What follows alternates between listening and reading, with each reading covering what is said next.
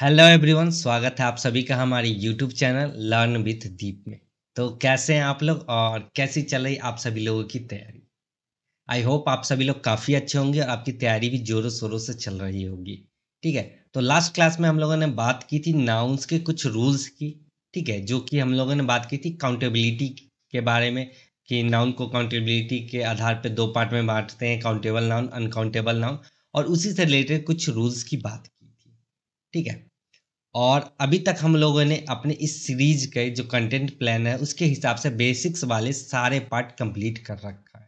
ठीक है, अभी हम लोग एलिमेंट्री पे जंप किए हैं। ठीक है, एलिमेंट्री वाले सारी बात चीज़ें जो भी हैं एलिमेंट्री में जो भी टॉपिक है उनको डिस्कस कर रहे हैं। और आपने अभी तक एक भी लेक्चर नहीं देखा है तो मैं आपको सजेस्ट करूंगा इस वीडियो के एंड होने के बाद प्लेलिस्ट से जाके सारी वीडियोज को जरूर चेक करना। जैसा कि आपको पता है कि हम हर वीडियो में लास्ट दो क्लासेस का रिकैप देते हैं। ठीक है, तो सेकेंड लास्ट क्लास में हम लोगों ने बात की थी नाउन की। नाउन स्टार्ट हुआ था हमारा। हमने बात किया टाइप्स ऑफ नाउन का डिटेल में, उसके क्या की रूल्स हैं, क्या एडवांस इंसाइट है, उसके बारे में भी हम लोगों ने चर्चा की थी। ठीक है, डिटेल में।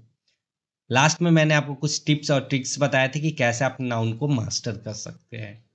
और लास्ट क्लास में मैंने आपको एक इम्पॉर्टेंट रूल या बोल दो ट्रिक बताया था, जिसकी मदद से आप सारे नाउन को, जितने भी टाइप्स ऑफ नाउन है, उसको एक ही एग्जाम्पल से याद कर सकते हो। ठीक है, और क्या बताया था, nouns based on accountability, countable और अनकाउंटेबल नाउन। एक कंपैरिजन टेबल बताया था काउंटेबल और अनकाउंटेबल नाउन के बीच में। और कुछ इंपॉर्टेंट रूल्स बताए थे, उसके डिटेल एक्सप्लेनेशन, यूजेज, एग्जाम्पल, सारी चीज़ें बताई थी हिंदी और इंग्लिश दोनों में। ठीक है, इंग्लिश में बताई थी और इंग्लिश में। तो आज हम आगे की बात करेंगे, आगे के जो बचे रूल्स हैं काउंटेबिलिटी पे वो सारे रूल्स को डिस्कस करेंगे।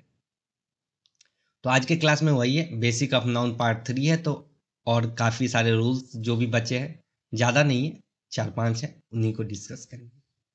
ठीक है, और लास्ट में आपके लिए प्रैक्टिस क्वेश्चन होगा। ठीक है, रिवीजन के लिए आप उसको घर पे प्रैक्टिस करना। तो मैंने ट्रिक बताया था बर्थडे सेलिब्रेशन का। अगर आपका बर्थडे सेलिब्रेशन है तो आपका नाम क्या है, प्रॉपर नाउन है, आपके पेरेंट्स इन्वॉल्व होंगे, कॉमन नाउन। ठीक है, आपने अपने अंकल आंट सबको बुलाया, वो सब भी तो क्या है, कॉमन नाउन है। ठीक है, लेकिन जब उनका कलेक्शन बन जाएगा तो फैमिली होता है, फैमिली होता है कलेक्टिव नाउन। फिर आपने जो कपड़ा पहना है ये कॉटन का मटेरियल है, तो कॉटन क्या है, मटेरियल नाउन है। और मेरे चेहरे पे जो हैप्पीनेस दिख रही है बर्थडे सेलिब्रेट करने के बाद, तो हैप्पीनेस क्या है, एब्स्ट्रैक्ट नाउन है। तो एक छोटा सा एग्जांपल आपको सारे टाइप्स ऑफ नाउन को समझा सकता है। ठीक है, इससे इजी आपको कहीं कोई भी नहीं समझा पाएगा। तो चलिए आगे बात करते हैं। काउंटेबिलिटी के बेस पर दो टाइप इसके नाउन होते हैं, काउंटेबल और अनकाउंटेबल। जिनको गिना जा सकता हो, जो 1 से 2 हो जाए, ठीक है, 3 हो जाए, वो सब क्या है, काउंटेबल नाउन। जिनको गिना नहीं जा सकता है वो अनकाउंटेबल नाउन है, जैसे मटेरियल नाउन। ठीक है, तो आगे के रूल्स देख लेते हैं। 5 रूल्स हमने देखा। अब 6 रूल क्या कह रहा है ये देखो, ये क्या है, इसकी सासू माँ होगी। ठीक है, मदर इन लॉ। और ये क्या हो जाएगी, डॉटर इन लॉ। ठीक है, तो इसी से रिलेटेड कुछ रूल्स हैं, जिसको बोलते हैं हाइफनेटेड नाउन। हाइफन लगा होता है तो हाइफनेटेड नाउन होता है। तो हाइफनेटेड नाउन को आप प्लूरल फॉर्म में यूज नहीं कर सकते, एस लास्ट में नहीं लगा सकते। अगर आपको उसको एडजस्ट करना है प्लूरल में, तो आपको एडजस्ट करना होगा उसके बेस नाउन में। ठीक है, बेस फॉर्म में। कैसे, एग्जाम्पल देख लो। जैसे मदर इन लॉ है, तो एस यहाँ पे नहीं लगा, मदर्स इन लॉ हो जाएगा। Runner up, editor in chief, know how, ठीक है, 100 rupee note, self esteem, commander in chief, passer भाई, ये सारे क्या है, हाइफनेटेड नाउन है। ठीक है, इनके बीच में क्या लगा है, हाइफन लगा है। ओके, चलिए नेक्स्ट बात कर लेते हैं। ये देखो एग्जाम्पल आ ही गया। He gave me 200 rupees note. तो रुपीज नहीं हुआ, अभी बताया हाइफेनेटेड नाउन में प्लूरल आप यहाँ पे नहीं कर सकते हैं, तो क्या हो जाएगा करेक्ट, 200 रुपी नोट्स। दो मैंने आपके 100 के क्या दिए, नोट दिए। ठीक है, अगर यहाँ भी हाइफन लगा देता, ठीक है, मगर मैं यहाँ पे हाइफन लगा दूं तो क्या हो जाएगा, 200 का एक नोट, तो नोट्स नहीं होगा यहाँ पे, नोट हो जाएगा। ठीक है, ये चीज ध्यान रखना। ही स्टे इन 5 स्टार्स होटल्स। 5 के साथ स्टार्स नहीं लगेगा, हाइफन लगा है, तो क्या हो जाएगा, 5 स्टार। ठीक है, तो क्या हो जाएगा, 5 स्टार होटल्स। ओके, होटल्स की बात हो रही है, एक से ज़्यादा होटल होंगे जो क्या होंगे 5 स्टार होंगे, जिनको रेटिंग मिली होगी 5 स्टार की। ठीक है, 5 पंच तारा होटल बोल सकते हो, ऐसे 5 स्टार मिले होंगे। ठीक है, 2 3 4 5 ऐसा 5 स्टार आपने दे दिया। ठीक है, चलिए नेक्स्ट बात कर लेते हैं। नेक्स्ट कह रहा है कि incorrect usages in spoken language.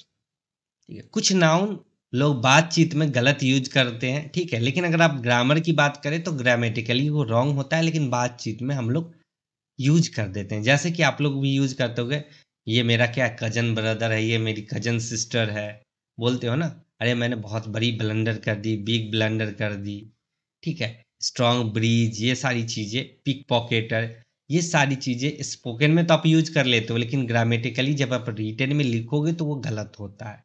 ठीक है, जैसे कजन ब्रदर नहीं होता है, कजन मतलब ये होता है चचेरा ममेरा फुफेरा।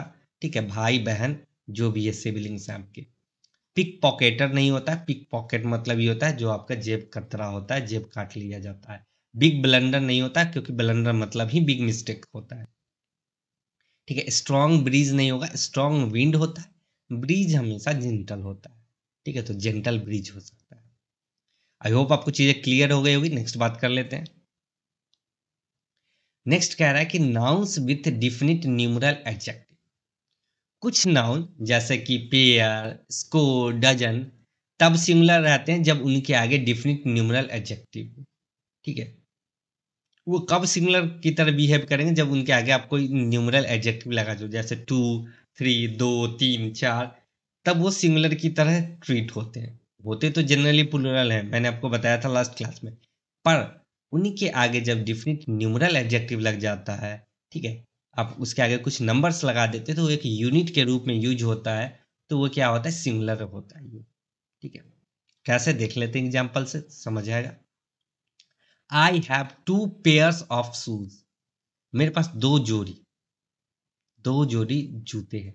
जोड़ी हमेशा दो की होती है, लेकिन मैं क्या कर रहा हूँ, जोड़ी को पेयर को मैंने क्या बना दिया, एक यूनिट बना दिया, तो 2 पेयर्स। ठीक है, सी परचेज 3 डजन पेंसिल्स। अब डजन क्या है यहाँ पे, इसके लिए यूनिट। ठीक है, डजन तो खुद में ही क्या है, प्लूरल फॉर्म है, पर यहाँ पे हमने क्या लगाया, 3 डजन पेंसिल। उसने 3 दर्जन, ठीक है दर्जन होगा, 10 नहीं होगा, दर्जन पेंसिल खरीदी। विथ इंडेफिनिट क्वांटिफायर्स, कुछ जगह पे हम लोग इंडेफिनिट क्वांटिफायर्स लगा के इसको प्लूरलाइज भी कर देते हैं, डजन को डजन्स भी बोल देते हैं। ठीक है, डजन्स ऑफ वोमेन, दर्जने महिलाएं। ठीक है, हंड्रेड्स ऑफ पीपल, सैकड़ों लोग। ठीक है, तो कहीं कहीं पे ये यूज होता है, जनरली नहीं यूज होता है। ठीक है, अगर न्यूमरल एडजेक्टिव जैसे ही आप लगा देते हो तो जो आपका बाद वाला है वो सिंगुलर फॉर्म में यूज होता है। ओके, चलिए नेक्स्ट बात कर लेते हैं। आई होप आपको चीजें क्लियर हो गई होगी। ये देखो, एक के बाद एक सिप आती जा रही है ना। आपने देखा होगा कहीं पे बहुत सारा लिखा होता है डे आफ्टर डे। ठीक है, ऐसे आपने देखा होगा। ठीक है, हाउस आफ्टर हाउस, तो ऐसे ही आपने कहीं पे पढ़ा होगा। तो इसको क्या कहते हैं, इसको बोलते हैं रिपीटेड नाउन्स विथ प्रीपोजिशन। उनके बीच में क्या लगा होता है, प्रीपोजिशन लगा होता है। जब कोई नाउन प्रीपोजिशन के बाद रिपीट हो तो वो सिंगुलर रहता है।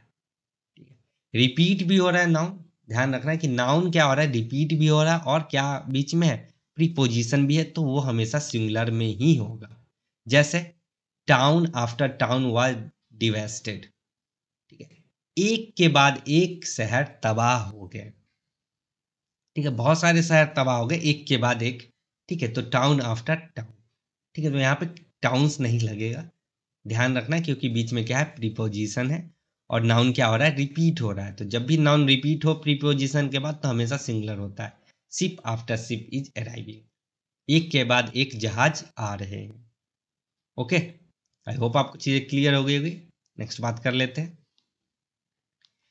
नेक्स्ट रूल क्या कह रहा है, कॉमन जेंडर नाउन। ठीक है, कुछ नाउन होते हैं जिनका जेंडर क्या होता है, कॉमन होता है, डुअल जेंडर दिखाते हैं। तो यहीं से आपका जेंडर वाला पार्ट भी स्टार्ट हो जाएगा। ठीक है, जो कि हम आगे बात करेंगे, डिस्कस करेंगे। तो कुछ नाउन हैं, जैसे कि आपने पढ़ा होगा टीचर, तो आपको समझ नहीं आएगा मेल टीचर या female teacher. Student, child, clerk, advocate, worker, writer, leader, musicians, ठीक है। तो ये मेल और फीमेल दोनों को क्या करते हैं, रेफर करते हैं। इनको डुअल जेंडर नाउन कहते हैं और जब भी सिंगुलर फॉर्म में यूज होते हैं, ठीक है, हमेशा क्या यूज होंगे, सिंगुलर फॉर्म में यूज होंगे। तो क्या होगा, हमेशा हम लोग ही, हिज, हिम ही लगाते हैं, ठीक है। जनरली हम लोग मैस्कुलिन जेंडर को क्या देते हैं, प्रायोरिटी देते हैं, ठीक है। इस पे हम लोग डिबेट करेंगे। डिबेट वाली बात है कि मैस्कुलिन को ही क्यों देते हैं, फेमिनिन को क्यों नहीं देते हैं, ठीक है। तो मॉडर्न में तो अब देते हैं, पहले नहीं देते थे, ठीक है। तो ये दोनों नाउन को क्या करता है, जेंडर को डिफाइन करता है।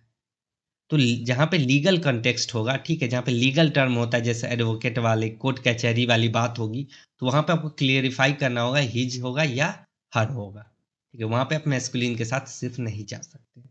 वैसे जनरली आप बहुत सारी चीज़ें हैं, बहुत सारे सेंटेंस हैं जहाँ पे आप मैस्कुलिन को डिफाइन नहीं कर सकते। अब जैसा लिपस्टिक, आईलाइनर हो गया, तो जनरली मेन नहीं लगाते हैं, ठीक है। Every leader should perform his duty, her leader को अपनी ड्यूटी निभानी चाहिए। Teacher should perform his duty sincerely, एक टीचर को अपनी ड्यूटी ईमानदारी से निभानी चाहिए, ठीक है। तो आपके मन में ये सवाल है, ठीक है, जो भी महिला होंगी, ठीक है, जो गर्ल्स होंगी, उनके दिमाग में होगा कि मैस्कुलिन ही क्यों, लेकिन मॉडर्न यूज में हम लोग दोनों जेंडर को प्रेफर करते हैं, ठीक है। सिंपली मैस्कुलिन को नहीं करते, फेमिनाइन को भी यूज करते हैं। सेंटेंस देख के हम लोग वहाँ पे यूज कर लेते हैं। लीगल टर्म होगा तो वहाँ पे हिज और हर आपको डिफाइन करना ही पड़ेगा, ठीक है। जैसे the advocate must submit his और हर केस बाय टुमारो, तो आपको यहाँ पे स्पेसिफाई करना पड़ेगा कि जो एडवोकेट है वो गर्ल है या बॉय है, मेल है या फीमेल है। तो यहाँ पे आपको दोनों यूज करना पड़ेगा, हर और हिज दोनों लगाना पड़ेगा, कंपलसरी है। ओके, आई होप आपको चीजें क्लियर हो गई होगी। नेक्स्ट बात कर लेते हैं। नेक्स्ट आपके लिए कुछ कलेक्टिव नाउन, ठीक है, जो ग्रुप को डिनोट करते हैं। अ बैंड ऑफ म्यूजिशियंस, तो ऐसे आपके सवाल पूछ लिए जाते हैं एग्जाम में। और डैश ऑफ गर्ल्स पूछ लिया जाएगा, कंपनी, क्लस्टर, क्रू, क्राउड, वे भी। तो आपको वहाँ पे सही ऑप्शन चूज करना है, ठीक है। तो ये आप सभी लोग याद करेंगे, ठीक है। डेली अगर आप 12-12 भी याद करते हो ना, तो आसानी से याद हो जाएंगे। बहुत सारे ऐसे हैं जो कि आपको पहले से पता होगा, ठीक है। और आपको ये लिस्ट मिल जाएगा कहाँ से, तो आप इसको डाउनलोड कर लेना, ठीक है। पीडीएफ डाउनलोड कर लेना। कहाँ पे मिलेगा, तो टेलीग्राम चैनल पे। उसका लिंक आपको कहाँ मिलेगा, डिस्क्रिप्शन में, या फिर आप सर्च कर सकते हो @learnwithdip123, ठीक है, आपको वो भी मिल जाएगा। और आपके लिए कुछ प्रैक्टिस क्वेश्चन है जो कि आपके लिए होमवर्क है। आपको इसको भी क्या करना है, प्रैक्टिस करना है। जो आज हमने पढ़ाया है उसी से रिलेटेड है, जो पीछे पढ़ाया है उसी से रिलेटेड आपको प्रैक्टिस करना है, ताकि आपके अंदर कॉन्फिडेंस बूस्ट होगा। तो जैसे ही टॉपिक खत्म होगा, तो जब भी मैं क्विज करवाऊंगा, क्वेश्चन करवाऊंगा, तो आप आसानी से कर पाओगे, ठीक है। और इसमें कुछ पीवाई की क्वेश्चन भी शामिल रहते हैं। दूसरा, आप स्कैन करके भी डाउनलोड कर सकते हो, ठीक है, टेलीग्राम चैनल से जुड़ सकते हो। तो आज का वीडियो आपको कैसा लगा, वीडियो अच्छा लगा तो वीडियो को लाइक करें, चैनल को सब्सक्राइब करें और अपने दोस्तों में शेयर करना ना भूलें जिनको ग्रामर पढ़ना है अमेजिंग वे में, यूजिंग टिप, ट्रिक्स, नेमोनिक्स, ठीक है। पिक्चर भी मैं यूज करता हूँ, पिक्चर टेक्निक्स, और बहुत जगह मैं राइम्स का भी यूज करता हूँ, तो राइमिंग वर्ड्स के साथ। और कमेंट में अपने फीडबैक, सजेशंस बताना ना भूलें, और लास्ट क्लास के होमवर्क में आपने कितने क्वेश्चन सही से अटेम्प्ट किया वो भी बताएं। तो मिलते हैं फिर नेक्स्ट लेक्चर में, तब तक के लिए जय हिंद, जय भारत, टेक